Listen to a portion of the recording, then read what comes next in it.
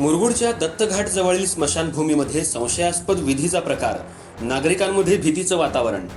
मुरगुड शहरातल्या दत्त मंदिराजवळ स्मशानभूमी परिसरात संशयास्पद धार्मिक विधी केल्याचा प्रकार उघडकीला आल्यानं परिसरात खळबळ उडाली आहे। या ठिकाणी 3 दगडांची चूल मांडून त्यावर लाल कपड्यात गुंडाळलेला नारळ ठेवण्यात आला होता। तसंच चुलीत लिंबू टाकून काही प्रकारची पूजा केल्याचं आणि त्यानंतर ती पेटवण्यात आल्याचं आढळून आलं। मिळालेल्या माहितीनुसार काल रात्री काही युवक क्रिकेट खेळण्यासाठी या परिसरात गेले असता त्यांच्या निदर्शनाला हा प्रकार आला। स्मशानभूमी परिसरात अशा प्रकारची मांडणी आणि पूजा साहित्य पाहून ते घाबरले आणि तिथून निघून गेले। स्थानिक नागरिकांच्या म्हणण्यानुसार यापूर्वीही या स्मशानभूमी परिसरात अशाच प्रकारच्या घटना आढळून आल्या आहेत। त्यामुळे नागरिकांमध्ये भीतीचं आणि संभ्रमाचं वातावरण निर्माण झालंय। नेमका हा प्रकार कुणी आणि कोणत्या उद्देशाने केला याबाबत चर्चा सुरू असून संबंधितांनी याची चौकशी करावी अशी मागणी ग्रामस्थांकडून होतीये।